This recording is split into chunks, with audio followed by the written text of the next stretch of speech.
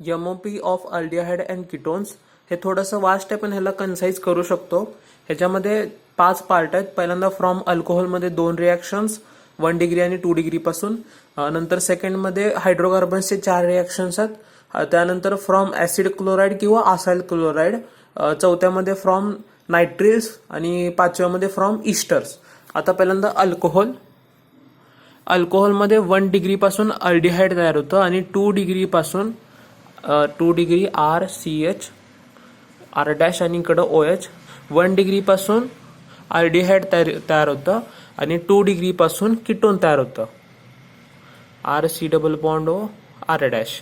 आणि आता ह्याच्यात 2 पद्धतीने जाऊ शकतो दोघांकडे पण. आता पहिल्यांदा ऑक्सिडेशन. ह्याच्यामध्ये ऑक्सिडेशन केल्यानंतर माइल्ड ऑक्सिडायझिंग एजंट यूज करावं लागतं. आणि डिहायड्रेशन म्हणलं तर कॉपर किंवा Agच्या प्रेझेन्समध्ये 300 डिग्री सेल्सिअस ह्यांना असं करायला लागतं. जर इथं स्ट्रॉंग ऑक्सिडायझिंग एजंट यूज केलं असतं तर हे RCOOH कार्बोक्सिलिक ऍसिड तयार झालं असतं. आता इकडं ऑक्सिडेशनच्या मेथडनी माइल्ड ऑक्सिडायझिंग किंवा स्ट्रॉंग ऑक्सिडायझिंग दोन्ही पण यूज करू शकतो. आणि इकडं same copper Ag 300 degree Celsius use करावं लागतं फॉर डिहायड्रेशन.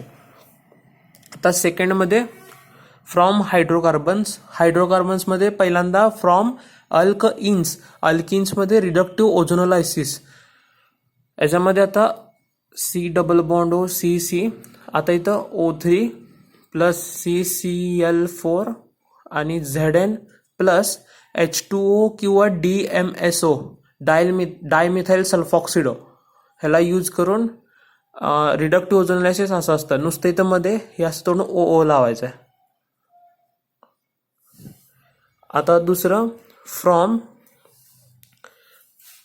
आता हे अल्क इन झालं. आता अल्क आईन. ह्याच्यामध्ये मग कुचरो रिॲक्शन येते. कुचरो रिॲक्शन ह्याच्यामध्ये आता ॲज्युम करू हे असं कंपाऊंड आहे. मग आता ह्याचं पुढं Hg+2 dilute HgSO4 plus dilute H2SO4 असं पण देऊ शकतात किंवा सिम्पली वॉटर H3O प्लस असं पण देऊ शकतात. मग आता इथं हे इकडं हे 2 पाय बॉन्ड आहेत ते OH ने तोडायचे म्हणजे आपल्या H2O ने तोडायचे हायड्रॉलिसिस. मग इथं 2 OH एका कार्बनवर C डबल बॉन्ड O तयार होतंय आणि इकडं CH3 असं हे कुचराव झाली. आता फ्रॉम बेन्झिन. बेन्झिन पासून आपण दोन्ही पण तयार करू शकतो. पहिल्यांदा किटोन जर तयार करायचं म्हणलं तर अल्डिहाइड जर तयार करायचं म्हणलं तर CO प्लस HCl आणि पुढं एनहायड्रस AlCl3 किंवा CuCl यूज करू शकतो. आणि ह्याच्यापासून झालं बेन्झाल्डिहाइड CHO. आणि आता किटोन तयार करायचं झालं तर आपण फ्रिडल क्राफ्ट असायलेशन करू शकतो. हे इथं एनहायड्रस AlCl3 यूज करतात. आणि इथं झालं Friedel Crafts acylation C double bond O आणि इकडे R. आणि हे जे वरची रिॲक्शन आहे CO प्लस HCl वाली ती गटरमॅन कोच रिॲक्शन आहे आणि खालची फ्रिडल क्राफ्ट असायलेशन रिॲक्शन आहे. आता हे झालं. आता फ्रॉम टॉलुइन. टॉलुइन म्हणजे हे वरती CH3 असतं. टॉलुइन पासून फक्त आपण किटोनच तयार करू शकतो CHO. आता ह्याच्यामध्ये 3 रिएजंट्स यूज करू शकतो आपण.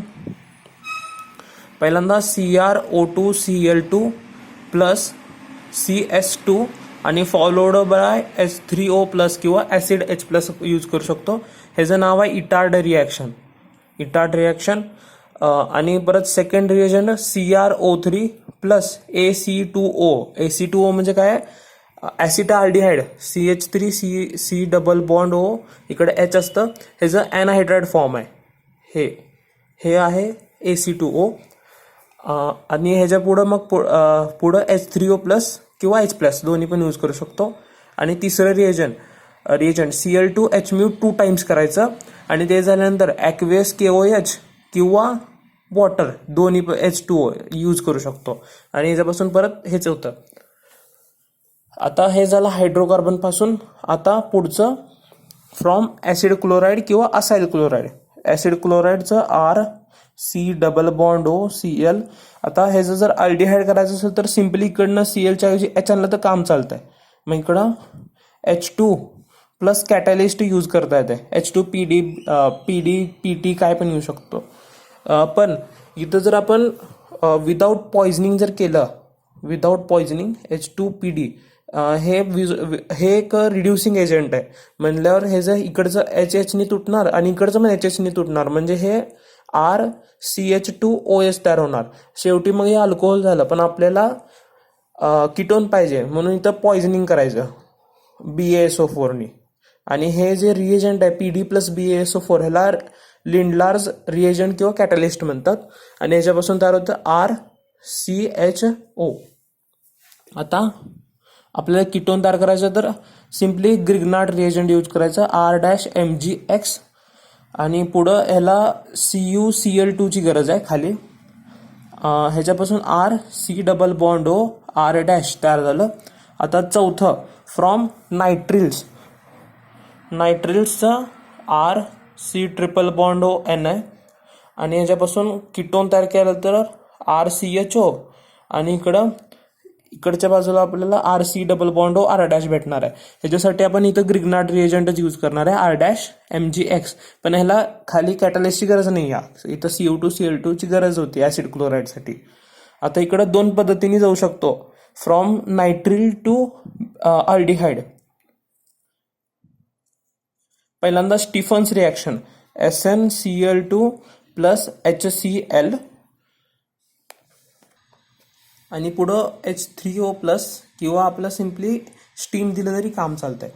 आणि पुढचं आता इकडनं डायबाल H मायनस